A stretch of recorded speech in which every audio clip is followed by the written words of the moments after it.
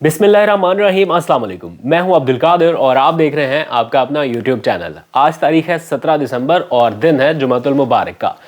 पाकिस्तान के लिए कुछ बहुत ही ज़बरदस्त और शानदार हो रहा है। तकरीबन 4 दिहाइयों के बाद, 41 साल के बाद पाकिस्तान में एक गैर मामूली कॉन्फ्रेंस होने जा रही है, OIC कॉन्फ्रेंस, या यूँ कह लीजिए कि पाकिस्तान सिफारतकारी का एक बहुत बड़ा मरकज़ बनने जा रहा है आइंदा 2 दिनों में। वफाकी दारुल-हुकूमत इस्लामाबाद में उसकी तैयारियां ज़ोर शोर से जारी हैं। क्या हो रहा है शाहराह दस्तूर पर, वो भी आपको बताऊंगा, बिकॉज शाहराह दस्तूर पर कायम जितने भी सरकारी दफातर हैं उनमें हलचल मची हुई है। वज़ीर आज़म ऑफिस से लेके वजारत ख़ारजा में बहुत ही इंटरेस्टिंग सूरत हाल है। ऐसा नहीं कह रहा कि कोई परेशानी जैसी सूरत हाल है, बल्कि बड़ी ज़बरदस्त और एग्रेसिव तरीके से तैयारियां जो है वो हो रही हैं। गैर मुल्की सफारतकार पाकिस्तान पहुंच रहे हैं, एयरपोर्ट पर इस्तकबाल हो रहा है, शहर को सजाया जा रहा है। शाहराह दस्तूर पर क्या सूरत हाल है, ये कोऑर्डिनेशन किस तरह से हो रही है, ये इजलास क्यों बुलाया जा रहा है, इसकी पूरी तफसील आपको बताऊंगा। इसके साथ साथ आज एक और भी तारीख रकम हुई। वज़ीर आज़म इमरान खान ने अपने दफ्तर में बैठे बैठे एक अदालती कार्रवाई की समाअत में शिरकत की है। क्या थी ये अदालती कार्रवाई और वज़ीर आज़म इमरान खान ने किसके ख़िलाफ़ केस में शिरकत की, इसकी भी कुछ तफसील आपको बताऊंगा। और साथ ही वज़ीर आज़म की ज़ेर सदारत बैक टू बैक कुछ अहम इजलास हुए हैं आज वज़ीर आज़म हाउस में। क्या तय पाया उन इजलासों में, ख़ास तौर पर तर्जुमानों का इजलास बहुत अहम था, क्या हिदायत दी गई, और एक ऐसा मौजू जिस पर वज़ीर आज़म ने अपने तर्जुमानों को बातचीत करने से एक बार फिर मना कर दिया, कहा है कि इस मौजू के ऊपर आप बातचीत नहीं करें। क्या है ये मामला, इस पर बात करेंगे, लेकिन मेरा ख्याल है सबसे पहले बात करते हैं पाकिस्तान के लिए उस खबर की जिसको 2 दिन के बाद, शायद आप लोगों को अंदाज़ा नहीं है, लेकिन मुल्की मीडिया के साथ साथ आलमी मीडिया शायद हेडलाइंस में दिखाएगा।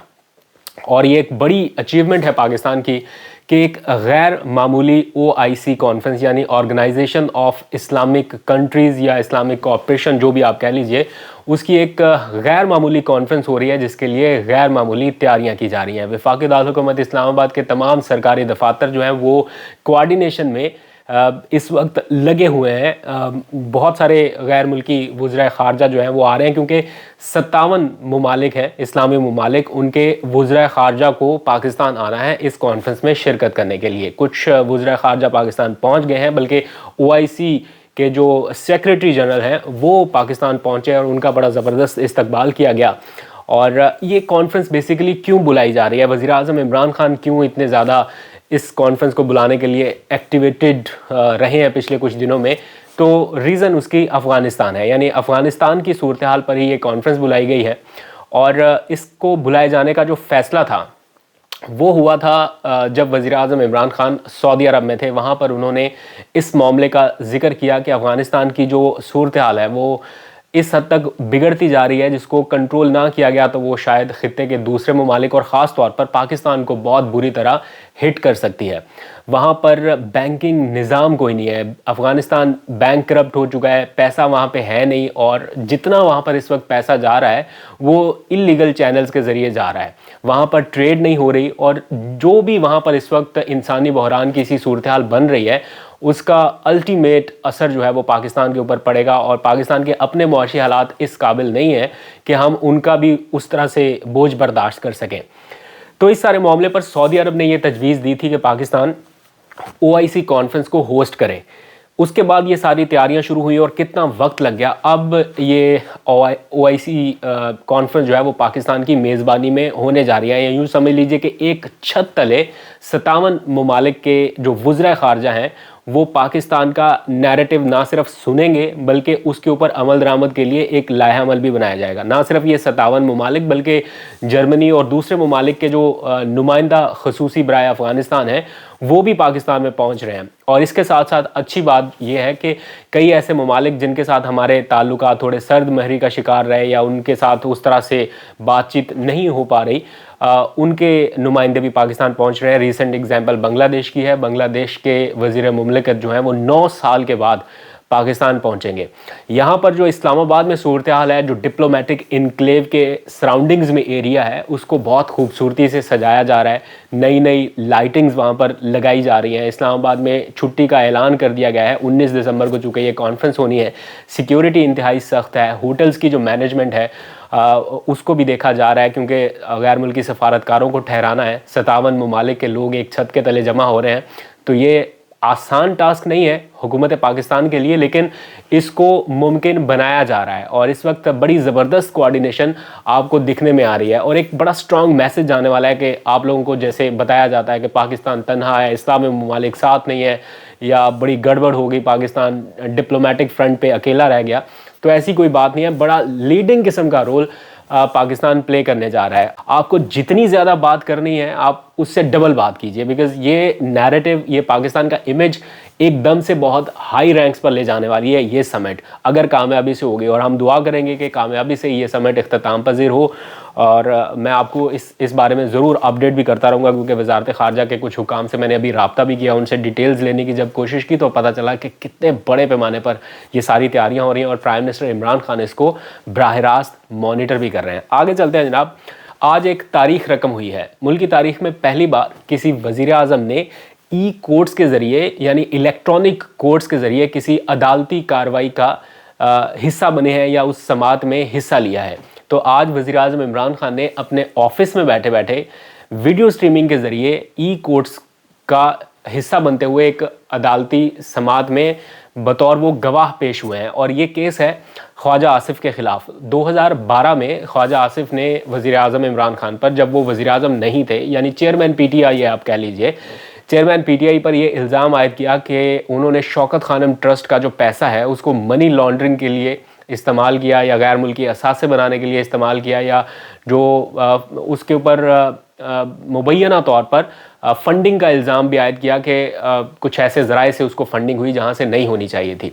तो इसके ऊपर वज़ीर आज़म इमरान खान ने उस वक्त एक हद तक इज़्ज़त का दावा दायर किया था, 10 अरब रुपए का हरजाना या हरजाने का नोटिस भेजा था ख्वाजा आसिफ को। वो समात 2012 से चलती चलती, पहले ख्वाजा आसिफ ने प्रेस कॉन्फ्रेंस में ये बात की, फिर उन्होंने TV टॉक शोज़ में जाके ये बात की, तो उस पर उस वक्त चेयरमैन PTI इमरान खान ने ये सारा सिलसिला शुरू किया था। और अब 2021 आ चुका है, लेकिन इस तरह के केसेस का कोई फ़ैसला नहीं हुआ। तो ये एक प्रैक्टिस अब शुरू हो चुकी है पाकिस्तान में कि आप वीडियो लिंक के ज़रिए भी अदालती कार्रवाई का हिस्सा बन सकते हैं। तो प्राइम मिनिस्टर आज अपने ऑफिस से इस कार्रवाई का हिस्सा बने हैं। इस्लामाबाद की एक सेशन जज की अदालत में उन्होंने अपना बयान एक तरह से रिकॉर्ड भी कराया, और एक उन्होंने हलफनामा भी पेश किया है, जिसमें बताया गया है कि 1991 से लेकर 2000 के बाद तक वो शौकत खानम ट्रस्ट के जो फैसले थे वो खुद नहीं करते रहे, उसके लिए एक अलग से बोर्ड था जो वो सारे फैसले करता था। और शौकत खानम की साख को नुकसान पहुंचाया गया ख्वाजा आसिफ के इन रिमार्क्स की वजह से या इन बयानात की वजह से।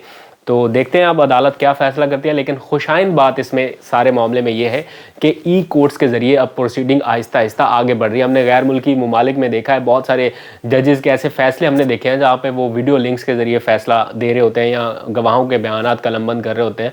यहाँ पर एक आसान बहाना लगा दिया जाता है कि जनाब गवाह अवेलेबल नहीं है, वो बैरून मुल्क गया है या किसी और शहर में अभी आ नहीं सकता, तो वीडियो लिंक के ज़रिए ये सब पॉसिबल है। इस प्रैक्टिस को आगे बढ़ाया जाना चाहिए। आगे बढ़ते हैं, थोड़ी सी बात करते हैं वज़ीर आज़म इमरान खान की ज़ेर सदारत आज होने वाले बैक टू बैक इजलासों के हवाले से। तो जनाब वज़ीर आज़म की ज़ेर सदारत पहले तो गुड गवर्नेंस के हवाले से या पंजाब में होने वाले तरक्याती कामों के हवाले से इजलास हुआ, फिर महंगाई में कमी के हवाले से इजलास हुआ, फिर तर्जुमानों का अहम इजलास बुलाया गया। उस इजलास में जो मुल्क को दरपेश हालिया चैलेंजेस हैं उनके ऊपर एक एक करके गौर किया गया। किन बातों पर बातचीत हुई? पहला तो शहबाज शरीफ की मनी लॉन्ड्रिंग का केस है, उस हवाले से कुछ नई चीज़ें सामने आ रही हैं। तो प्राइम मिनिस्टर की जानिब से आज ये एक बार फिर कहा गया कि हमारी कौम का पैसा मनी लॉन्ड्रिंग में इस्तेमाल हुआ है, और हमसे कहा जाता है कि इस मामले को छोड़ दिया जाए। कैसे छोड़ दें इस मामले को जहाँ पर कौम का पैसा मनी लॉन्ड्रिंग में झोंका गया हो? तो शहबाज शरीफ मनी लॉन्ड्रिंग केस को मंतकी अंजाम तक पहुँचाया जाएगा। इस सिलसिले में शहजाद अकबर ने वज़ीर आज़म इमरान खान और जितने शुरा बैठे हुए थे उनको कानूनी और आइनी नुकात पर ब्रीफिंग दी है। इसके बाद गैस की किल्लत का मामला है, ये बड़ा ही अहम मामला जिसकी वजह से आज भी कई शहरों में एहतजाज दिखाई दे रहा है, और जेन्युइन आवाम का कंसर्न है कि भाई गैस मिलनी चाहिए, बेसिक राइट है, लेकिन चूँकि उसकी किल्लत इतनी ज़्यादा है कि वो लोड मैनेजमेंट उस तरह से हो नहीं पा रही, तो प्राइम मिनिस्टर को आज इस हवाले से भी आगाह किया गया। ऐसा नहीं है कि मामले के ऊपर وہ نوٹس نہیں لے رہے یا اس معاملے کو بالکل ہی چھوڑ دیا ہے. تو آج بھی انہوں نے وزیر توانائی حماد اظہر کو بٹھا کے تمام ترجمانوں کو بریفنگ دلوائی کہ ایکچوئل صورتحال کیا ہے, گیس کی قلت کیوں ہے اور طلب اور رسد میں کیا فرق ہے. اس بارے میں بتایا گیا. پھر مہنگائی اوبویسلی ایک اہم مسئلہ ہے جو اس حکومت کے لیے سب سے بڑا چیلنج ہے اس وقت کا, کہ مہنگائی میں کمی. تو آج بتایا گیا ہے اس اجلاس میں کہ کچھ اعداد و شمار حوصلہ افزا موصول ہونا شروع ہوئے ہیں گورنمنٹ کو, جہاں پر تھوڑا بیک سائڈ کا ٹرینڈ دیکھا گیا ہے, یعنی مہنگائی تھوڑی کم ہوتی دکھائی دے رہی ہے کچھ چیزوں میں, جیسے کہ پیٹرولیم مصنوعات کی قیمتوں میں بھی تھوڑی کمی آپ نے دیکھی, اور بھی کچھ آئٹمز ہیں جو آج اجلاس میں پیش کیے گئے کہ ان کی چیزوں میں کچھ میں کمی اور کچھ میں استحکام دیکھنے میں آیا ہے.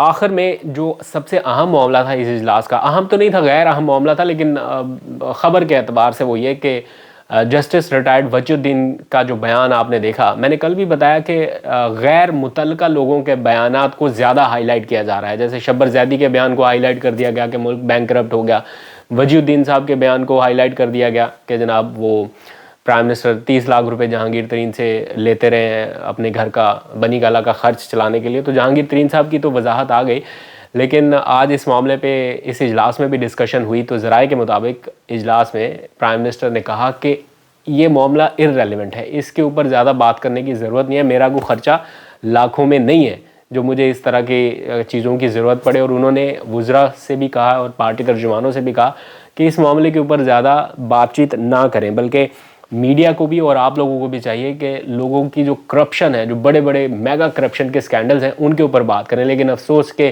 میگا کرپشن کے سکینڈل جیسے کہ منی لانڈرنگ کا شہباز شریف کا سکینڈل ہے, اس کے اوپر ان دنوں کم بات ہو رہی ہے. لیکن ایک غیر متعلقہ شخص کے ایک غیر ضروری بیان کے اوپر بہت زیادہ ڈیبیٹ ہو رہی ہے. اوبویسلی چونکہ پرائم منسٹر کے ساتھ لنکڈ تھا وہ معاملہ, تو بات تو ہونی تھی, لیکن پرائم منسٹر نے اپنے ترجمانوں سے یہ کہا ہے کہ اس معاملے کے اوپر زیادہ بات کرنے کی بجائے آپ جو کرپشن کے بڑے کیسز ہیں ان کے اوپر زیادہ بات کریں, ان کو زیادہ ہائی لائٹ کریں. تو یہ تھا آج تک کا احوال جو شہر اقتدار میں ہوا. جو مین چیز ہے وہ پاکستان کا وہ نیریٹو ہے, وہ بیانیہ ہے جس کو پروموٹ کرنے کے لیے یہ OIC کانفرنس ہونے جا رہی ہے. 41 سال کے بعد یہ کانفرنس ہو رہی ہے, پاکستان کے لیے بڑا ہی اہم دن ہوگا.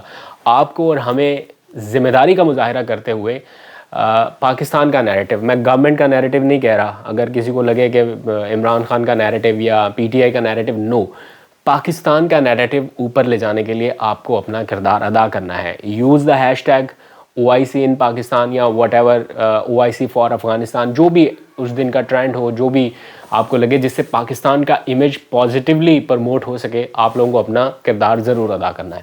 آج تک کے لیے اتنے, اپنا بہت سا خیال رکھیے گا. اللہ حافظ.